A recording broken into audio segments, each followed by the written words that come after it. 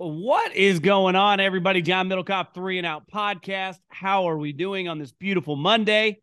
Lot going on. NFL owners meetings, live and in charge. A lot of stories breaking. You can find the podcast on Apple, iTunes, same thing. Spotify, 3 and Out. Go subscribe, as well as the Volumes YouTube page. Make sure you leave a comment if you're watching this. Smash that like button. Share with your friends. Also on AMP, live every single day. A lot going on football-wise we will dive into right now. But first, I want to tell you about my friends at Game Time. The Game Time app is the fastest-growing ticket app in America. Go to the Game Time app. You want to go to a game, you want to go to a concert, you want to go to a comedy show, do it on me. I got your back. Promo code JOHN. So when you download the app onto your phone and you sign up, first-time users get $20 off a pair of tickets. I'm going to go to a George Strait concert this summer. I might go to an NBA playoff game, especially if the Warriors are playing the Suns. I'm going to go to a baseball game. Heard those Diamondbacks are feisty. Get out in the sun. Go to an event this spring, this summer. The Masters, I don't think you can get tickets there. But PGA Tour events, got you covered. Promo code JOHN, JOHN, $20 off. I got you. Go sign up. Download the app right now.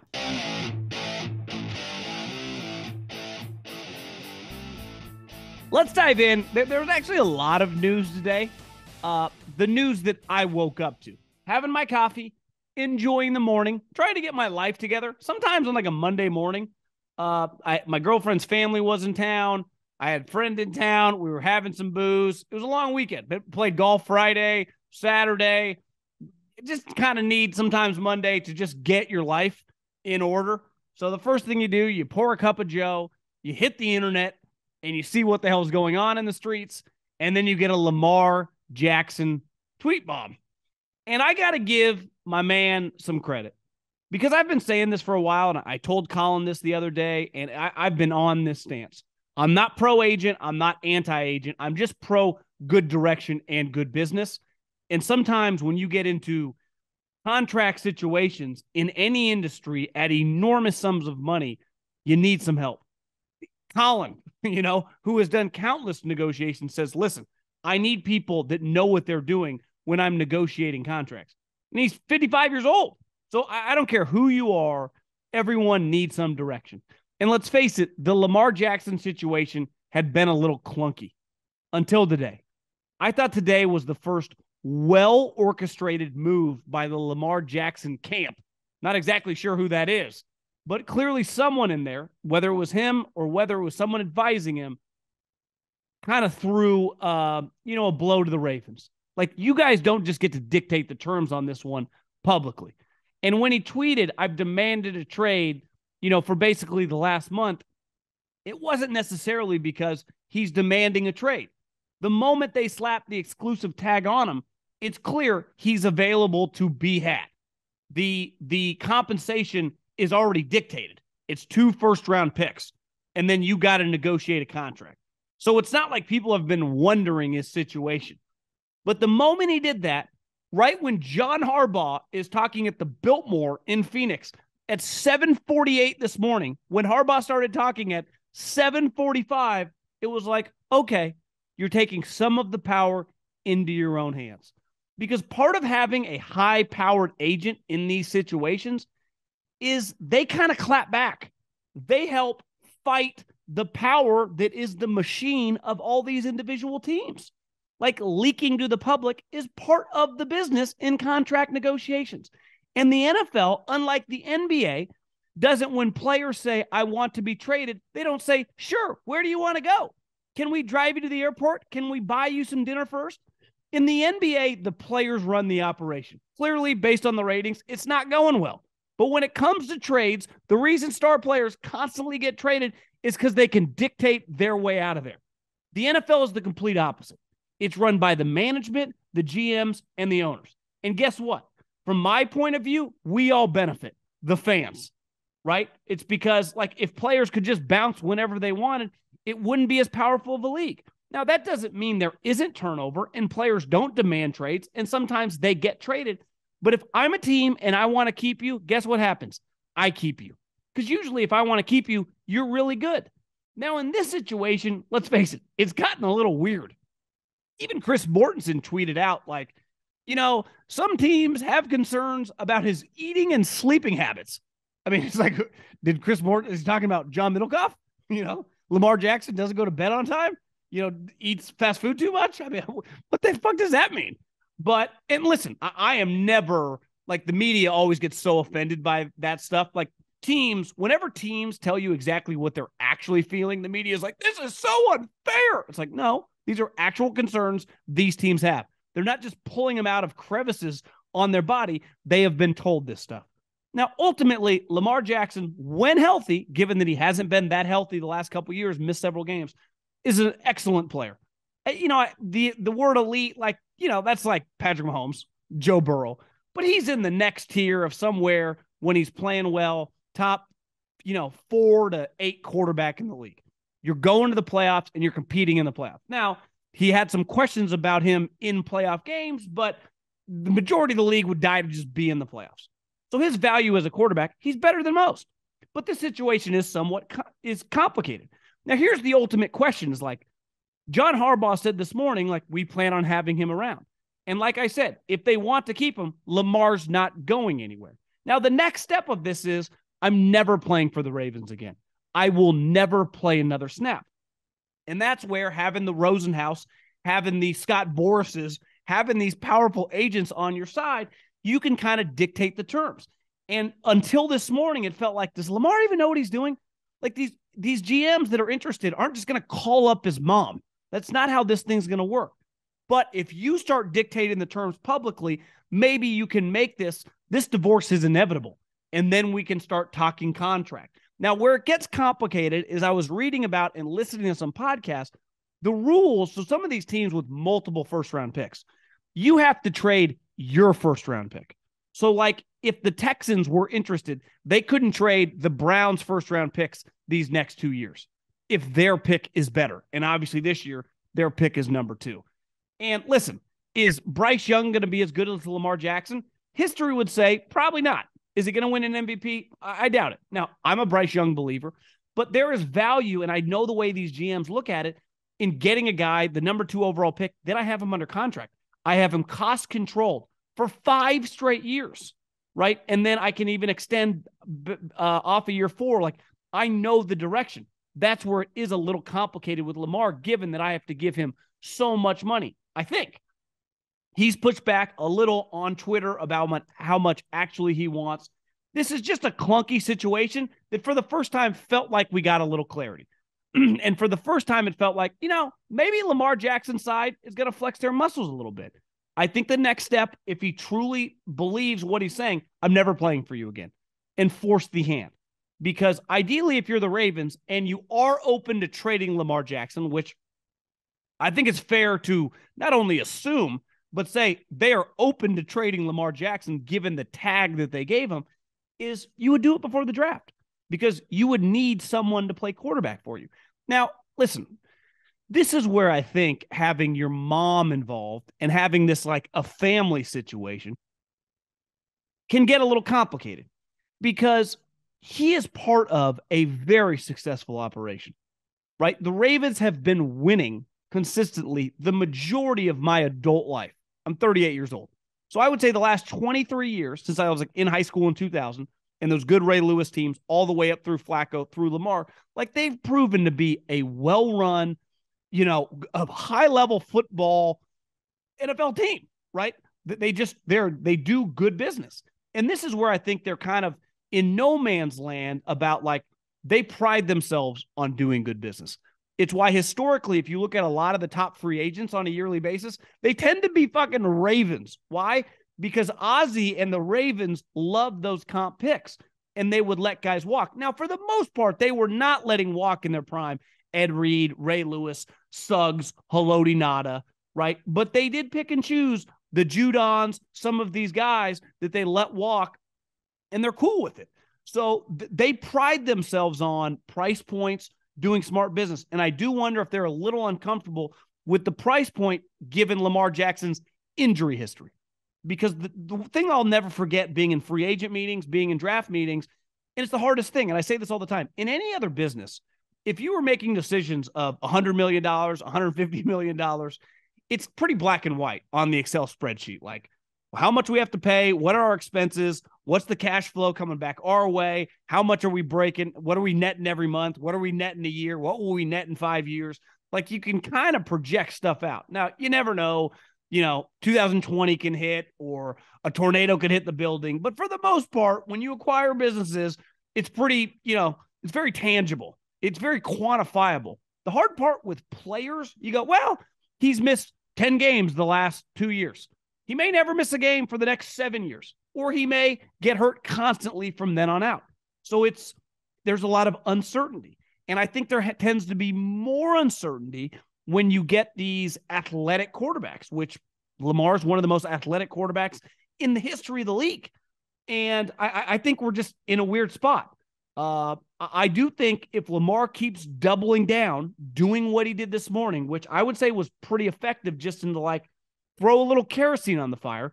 And sometimes in negotiations, when you don't think you're getting what you want and you got some juice, because ultimately Lamar, he does have some juice. You got to fucking mix it up. Sometimes you got to light a fire.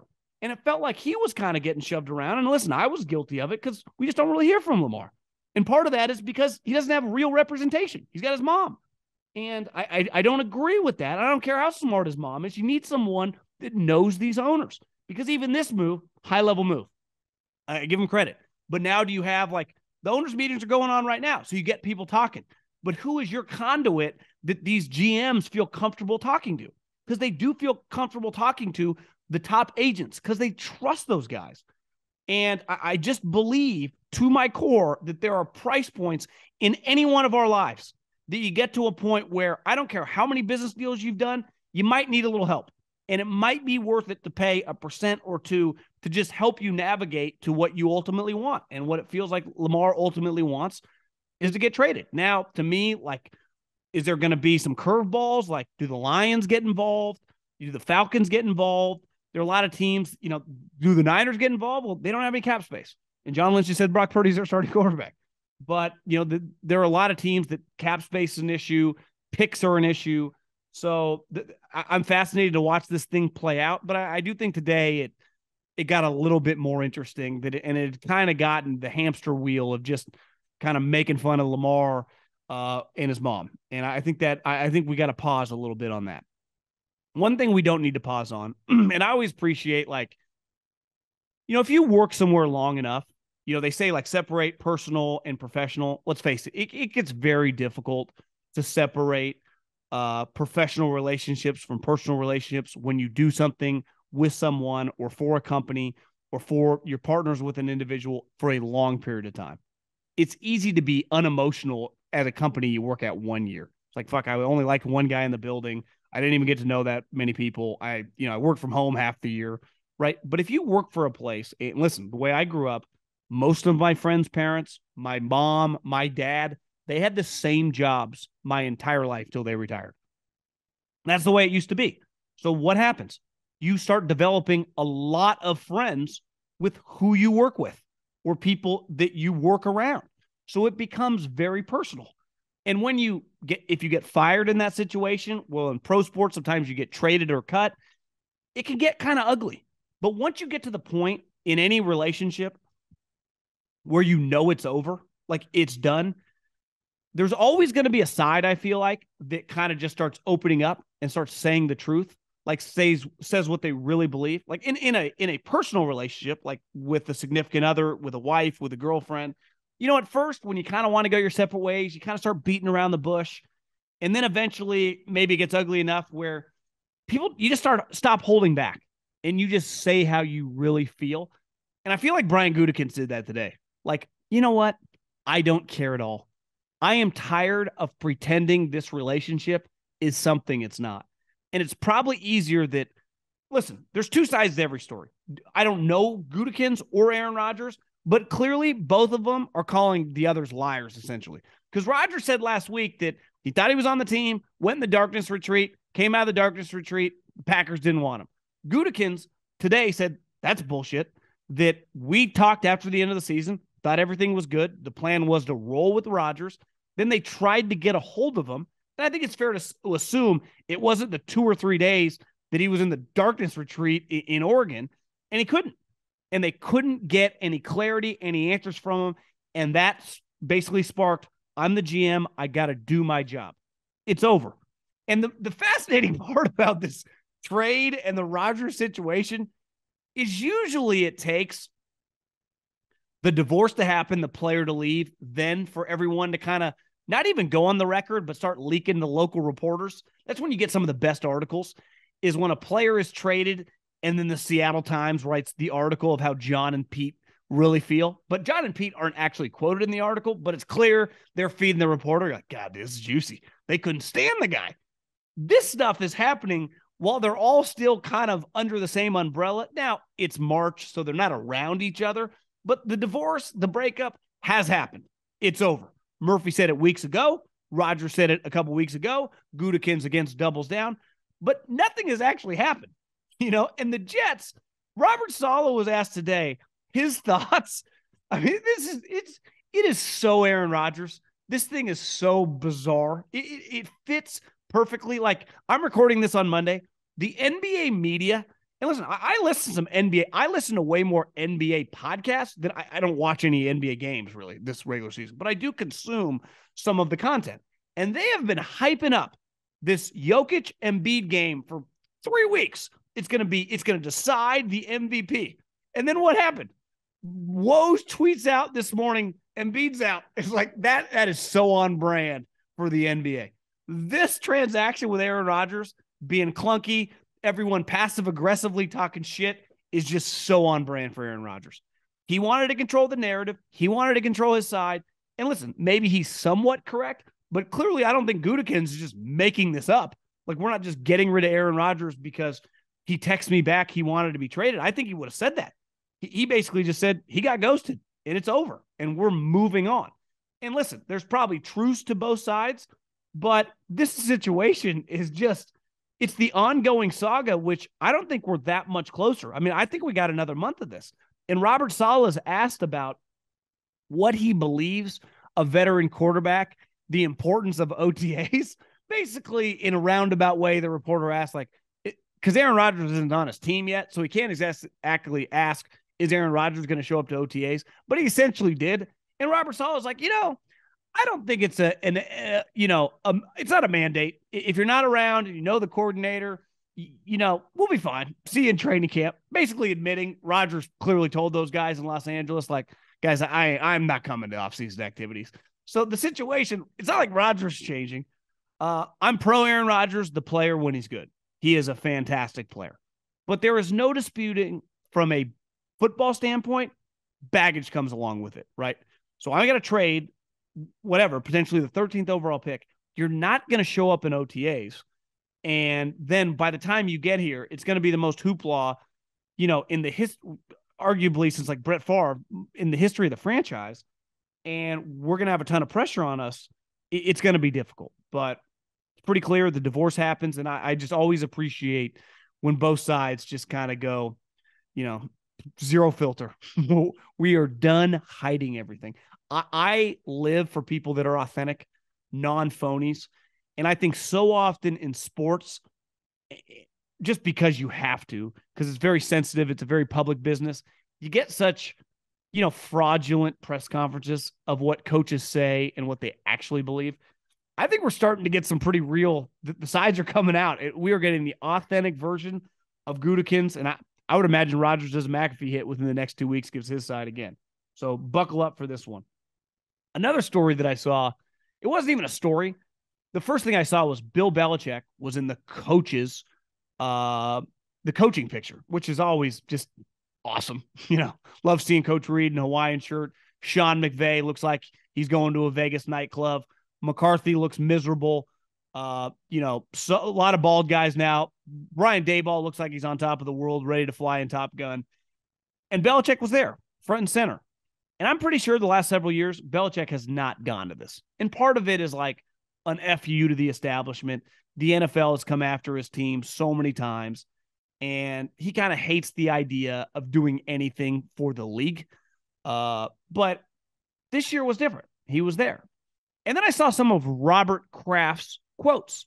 The first one was kind of funny, but also, the ultimate message was, damn, Meek Mill, the rapper from Philly, texted Robert Kraft because he's buddies with the Fanatics guy, and him and Kraft are BFFs and that connection. Go get Lamar. And Kraft's response to Meek was, that's Bill's decision. Then he also was quoted while he was talking to the press of basically last year was not good enough. And if you think about it, Bill Belichick was the most untouchable coach in sports. His team every single year guaranteed to go to the conference championship games. Most years going to the Super Bowl. 9 out of 20 years, basically 50% of the time, he's in the Super Bowl. And then, 70% of the time, once he's in, he's winning it. So he's making Kraft so much money. The Patriots went from this regional brand to this national brand, untouchable. Then he's had a couple years, it's starting to get ugly. Had one of the most embarrassing hires we've ever seen last year to make, I can't even think of his name, Joe Judge and Matt Patricia. His offensive brain power was, it was insanity when it was announced. It was even crazier as we watched it play out throughout the season. It's one of the greatest arrogant moves we've ever seen from a talented person. Honestly, it's almost hard to explain how crazy it is. Now, sometimes great in any industry, the older they get, they do, kind of bizarre things. But even for Bill, who clearly I think mentally is all still there, pretty bizarre. I mean, pretty could have cost him his job. And I think the way when you kind of read some of Kraft's comments, like, listen, this is my fucking team. I'm tired of watching you do these bizarre things that are not working anymore. It was one thing when we were in trouble. We had the league coming after us. Everyone hated us. We were rattling off 13 wins a year. We had Brady, and we were at minimum in the Super Bowl. Those days are long gone. Now we are lucky to get the 7 seed, and when we did make the playoffs one time in the last 3 years, we gave up like 700 points to the Bills and got absolutely curb stomped. And is there a chance? I kind of thought this last year, but I think you feel it with his comments, and then you watch Bill's actions. Kind of for the first time, I'm kind of a good company, man. You see it with Sean Payton. Sean Payton, somewhat like Belichick, remember, he was suspended for a season.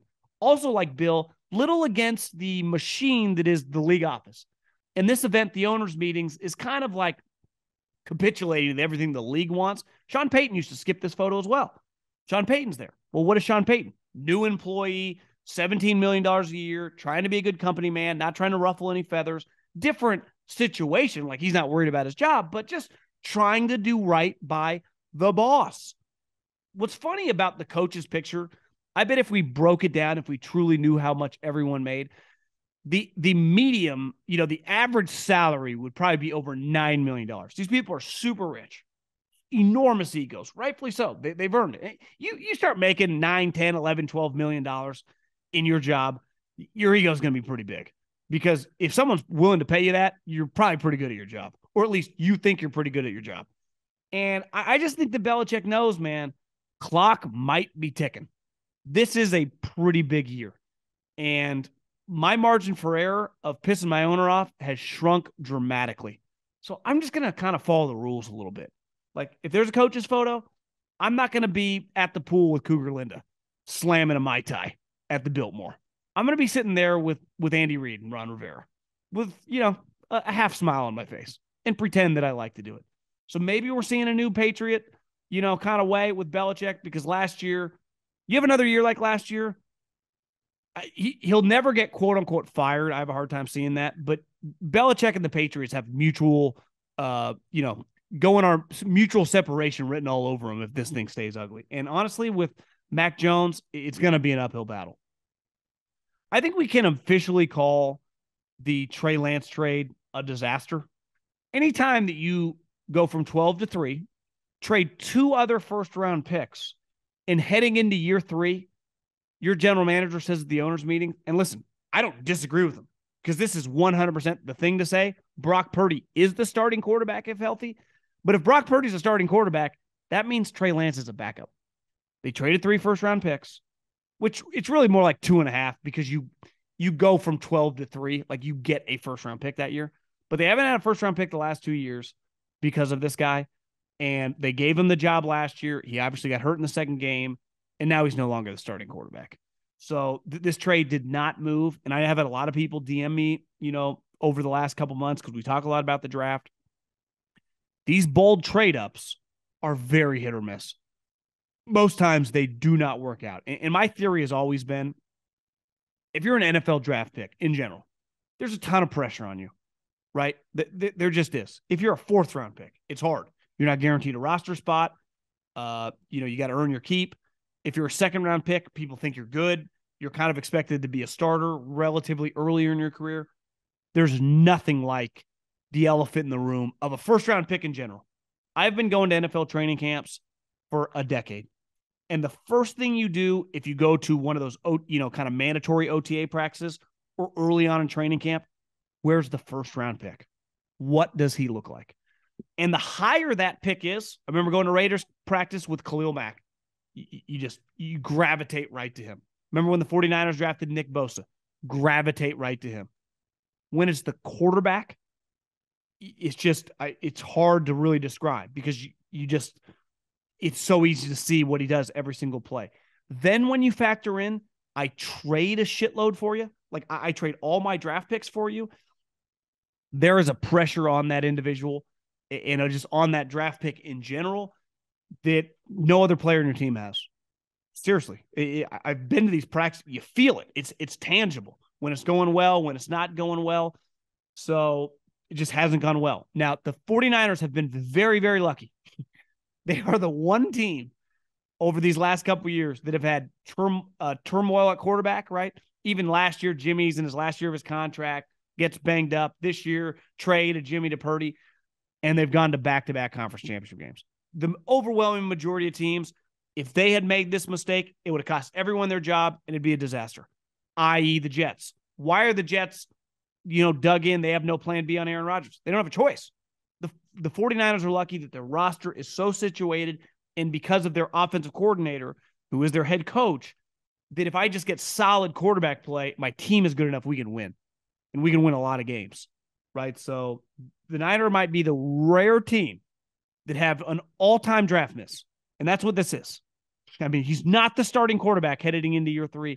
And my take is, I don't know if he's good enough to beat out Sam Darnold. If I was a betting man right now, Sam Darnold is better than him. And the way Sam Darnold played at the end of the season, like Trey Lance definitely isn't better than that. So it could be an all-time mistake. The 49ers are very, very lucky's the wrong word because they've developed this team. Like they've drafted and signed all these players. They've done a good enough job around, outside the quarterback, which is a quarterback league. You get the quarterback right. You get Joe Burrow. You get Mahomes. You get Herbert. You get Trevor Lawrence. Like you're going to win. You're going to win every single year. Some years are going to be better than others, but your floor is so high. 49ers avoided disaster potentially because of that. A couple things on the Bills. Sean McDermott, Leslie Frazier. I don't know. Is it officially a hiatus, taking the year off? Did he get fired? But Sean McDermott's going to be the play caller. And to me, one of the values, the reason you pay a head coach so much, like I don't need you to call plays. Right? Like I didn't love last year when Brian Daboll got the job and he didn't call plays. But you know what? It turns out he's clearly very hands-on in the offense. And he hired Mike Kafka, who was going to be a head coach. But at any single moment of any single game, and I'm sure this happened, Brian Daboll can call a play, can call a series. He has an area of expertise. I don't love it when I got a head coach who I don't think has an area of expertise. Right? It's why the Gannon hire with the Cardinals. Is he a good defensive coordinator? Like, I don't see it. So even if the guy, I don't know if he's calling the defense or not, I just don't think he's that good of a defensive coordinator. But part of having Sean McDermott, even if he has one of his buddies, Leslie Frazier, calling the defense, the moment that guy disappears, if Sean has to, he can easily take over the defense. Why? He's proven to be a really good defensive coordinator. So sometimes these coordinators get the job, especially if they are a coordinator from a team where they're not calling plays. I think it can be really risky, or just a coordinator whose, resume isn't that great. When you are a very, very good schemer, it gives you a lot more room for error. The other thing is Sean McDermott really recently said is like, we need to find a way to have Josh Allen take less hits. He's just getting peppered too much. And it is true. You watch the Bills play, the dude takes a lot of hits. But it always like when, sometimes like in a zoo, like when a lion or a tiger or a grizzly bear or something like attacks the zookeeper. It happened. You remember those? I forget the name of them. They were in Vegas. I think the tiger killed one of the guys. Like, ultimately, guys, we're dealing with a wild animal. Like, if the tiger bites you at any moment, even if you're quote unquote attempted to domesticate it over the years, I'm not blaming the tiger. Right? Sometimes these wild animals attack. Like, you own snakes and it bites you. It ain't the snake's fault. No one's ever got bitten by a shark outside of the ocean, right? So part of what makes Josh Allen special is him running around. Like, it's one of his points of differentiation. He can make incredible throws. He physically is a special talent as a passer, right? But he can be a little hit or miss accurately with accuracy, right? When he's rolling, he's kind of a rhythm guy. He can look really accurate. But we saw last year, he could get a little off. The one thing that he could always hang his hat on at any single moment, he could turn into Cam Newton. He could run over guys. He could run by guys. He could run around guys. His running is one of his great attributes. Now, big picture, it's hard to play for 15, 16, 18 years playing like that, right? It just is. Part of like Mahomes or Burrow, who have both been banged up before in the pocket, they don't depend on their legs. Herbert, even Trevor Lawrence, like they're going to depend. One of the things that's hard with Josh Allen is he's really more like Cam Newton. It's like one of his areas of dominance is he is an elite runner. He's not fast. I mean, he is fast, but he's not like Lamar Jackson, Kyler Murray fast. He's not going to break too many 50-yard runs, but at any single moment, he can have a 20-yard run where he stiff arms a guy and just breaks, it could be 3rd and 15. He takes off, he can easily get it.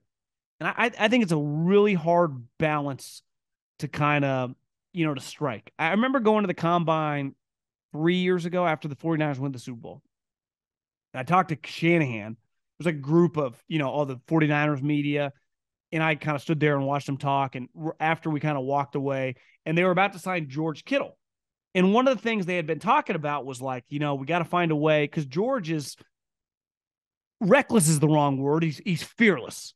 But it's hard. You saw it with Gronkowski. It's hard. It's easier for Travis Kelce.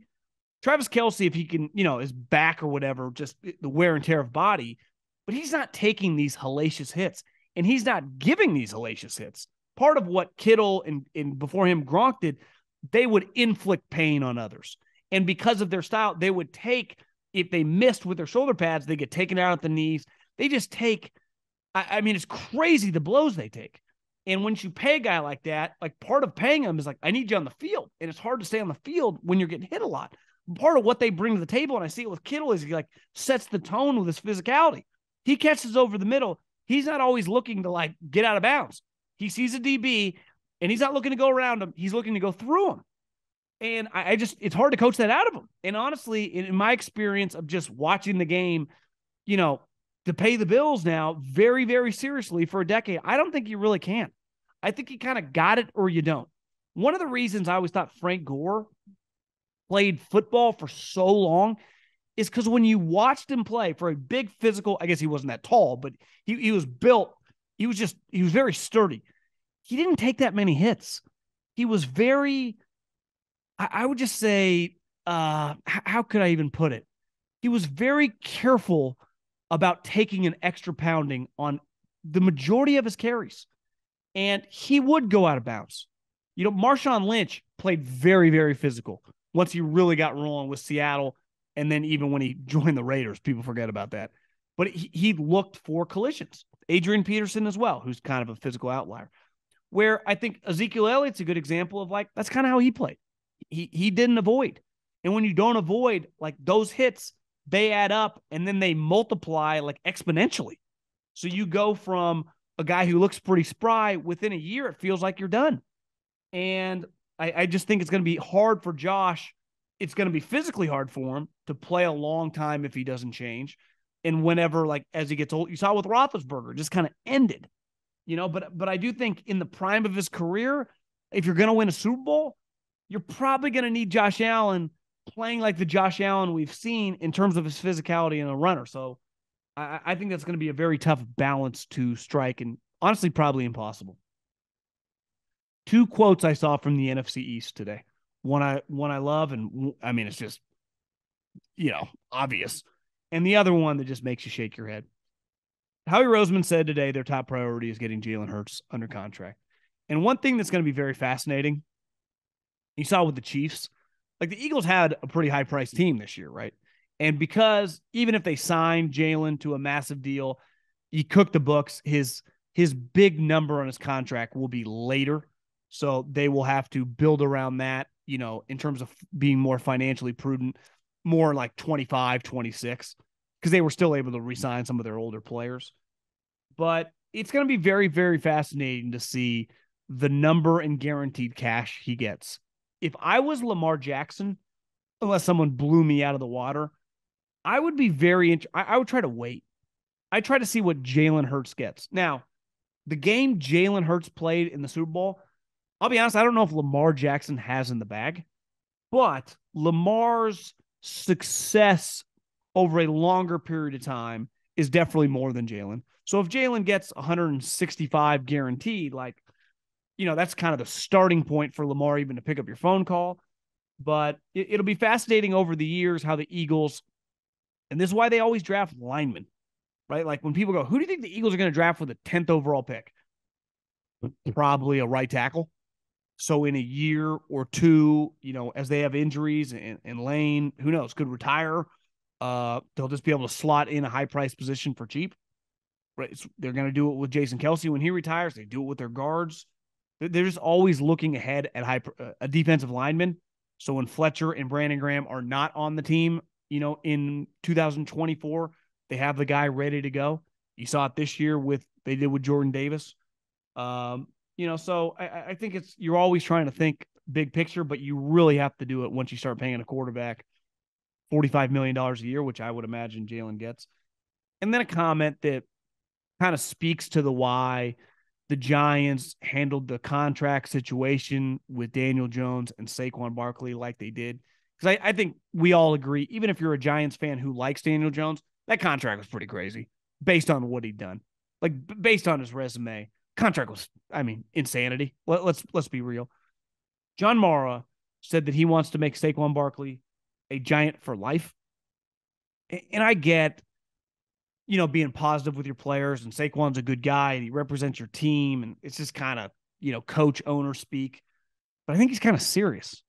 So when they franchise, and this is what I said about why wouldn't you just franchise Daniel Jones and then let Saquon hit the market? And then who's going to offer him a big contract? And even if they did, what was that number going to be? $25, $30 million? Remember when Le'Veon held out for the year? And next year he basically got offered a 2-year contract? He got no money. I just don't know who they were bidding against. And then you say comments like this. I think Saquon, if you told me he gets, 4 years, $50 million, 40 guaranteed, it won't shock me at all. It's why it's hard to judge Shane and Brian Daboll with these contracts, because I think the owners meddle in the situation. When the Giants really like a guy, the owners aren't going to let him go. Yeah, the owners always really like Daniel Jones, and they clearly love Saquon Barkley. And I get loving Saquon Barkley. His talent is immense, even though he's not a great pass blocker. Though I think he improved a little bit this year. I would just be very hesitant to extend a running back. But you read comments like this, the owners, they love their guys. Saquon Barkley, I bet by week 1, Saquon Barkley has a contract extension.